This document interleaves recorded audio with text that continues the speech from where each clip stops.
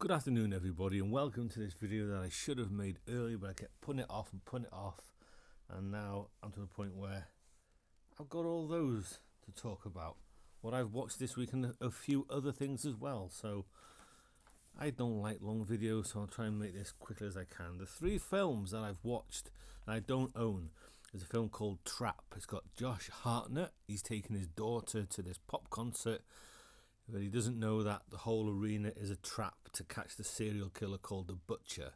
Now you can pretty much cut on to who's who and what's going on pretty quickly in this. I would have liked a little bit more mystery to it.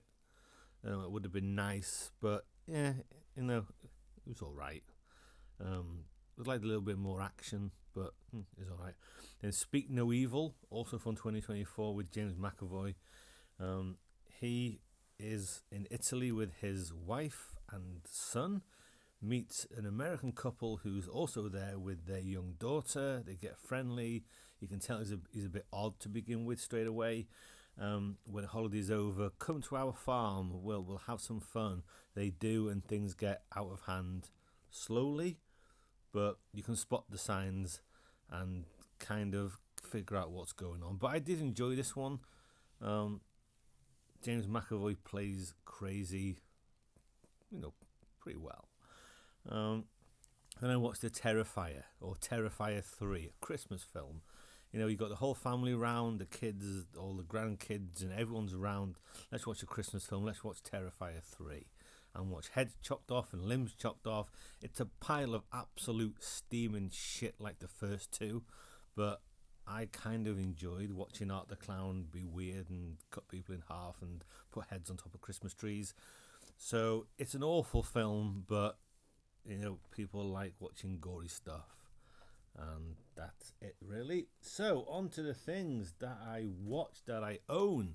Not sure I mentioned this in the last video, but The Fortune Cookie, Lemon and Mathau. Jack Lemmon's a cameraman.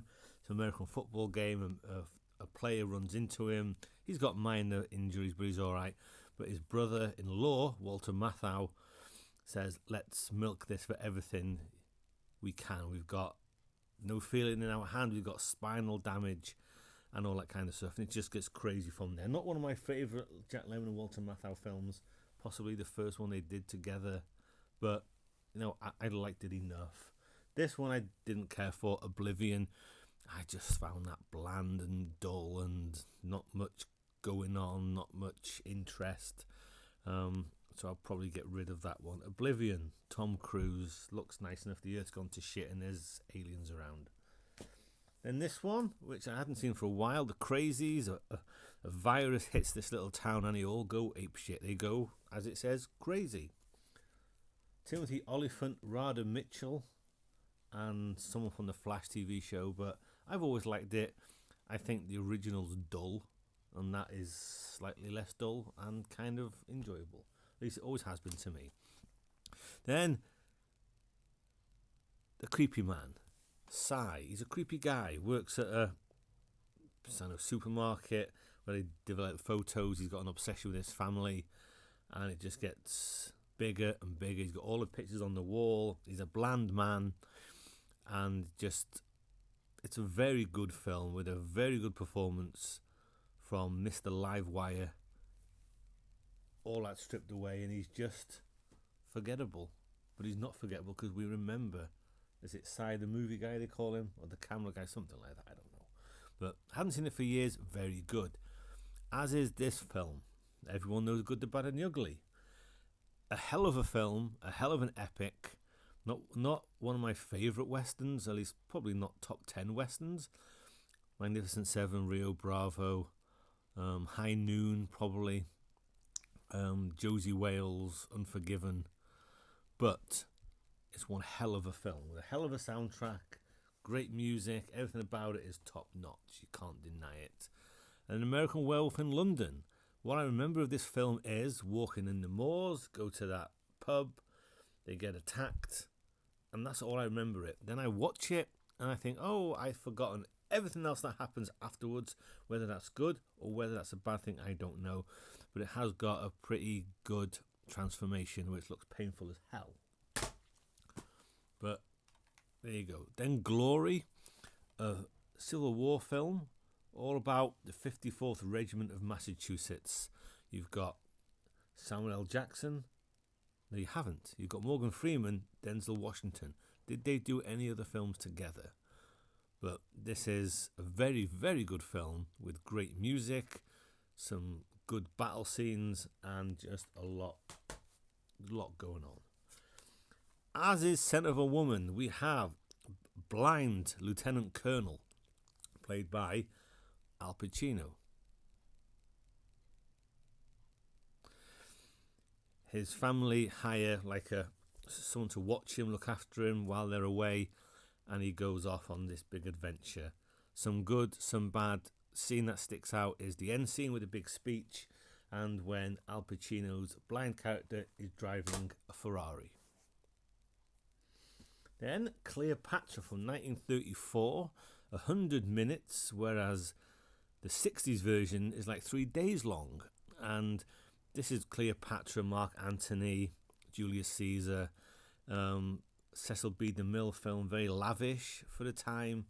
Lots of beautiful set pieces on the barge especially.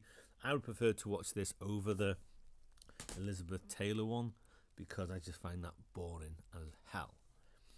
Then we have Two Mules for Sister Sarah. Clint Eastwood saves nun, Shirley MacLaine, and they kind of get stuck together. And she's not really a nun. Spoiler, she's not a nun. What is she? Could you figure it out from watching it? Probably not. But it's got a nice soundtrack. I've always enjoyed it, and I still enjoy it to this day. They are pretty fun together. Brother Hogan, I ain't no brother. Then we have Brute Force, a prison film from 1947 starring Burt Lancaster and Hume Crone, who is the lead. What do you call him? He's not the warden. Guard, the chief guard. He's cruel. This is harsh. It's mean. It's cruel. But a very, very, I say, a powerhouse of a film for me. Burt Lancaster's Burt Lancaster, and it's a very, very good watch indeed. Seen it twice now. Probably would be one of my favourite prison films. Then, from the Hitchcock set, I watched this. Marnie, with James Bond, Tippi Hedren. She is a thief, a liar.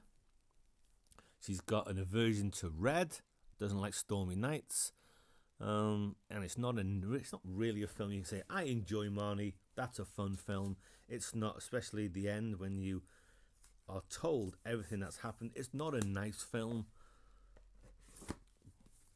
but it's an interesting film, and I've seen it twice now. I probably wouldn't need to watch that again. If it wasn't in this set, I might get rid of it, but it's doing no harm sitting in that set. Then we have The Incredible Hulk from 2008, Edward Norton. My favourite Hulk, my favourite David Banner, Bruce Banner would be Bill Bixby, but I like this Hulk. And when he transforms into him, and when he transforms back to Banner, it looks painful. It looks like it takes its toll on Banner. Not like the MCU where he just says, I'm always angry, transforms straight away and punches that big thing, and now he's a joke in the Marvel Universe. The Abomination is great. Tim Roth is good. The set pieces are highly enjoyable. What I say, it doesn't matter if it's a good film. I enjoy The Incredible Hulk more than a lot of MCU films. But the last thing I watched was Minority Report. Tom Cruise, set 2050 something. They detect crime before it happens. They've got 3 precogs in a swimming pool, and they predict crime before it happens, and they predict that Tom Cruise will kill someone that he's never met, so he goes on the run and trying to figure out who set him up, has someone set him up, what's going on, and how has this happened. Very futuristic. I like a lot about it, but then there's some things that I don't care for, but there's probably more stuff in it that I like than that I don't. At the end of its 130 odd minutes running time, I don't mind Minority Report. So that is everything I've watched since whenever the last video was. Comments are welcome, and thank you very much.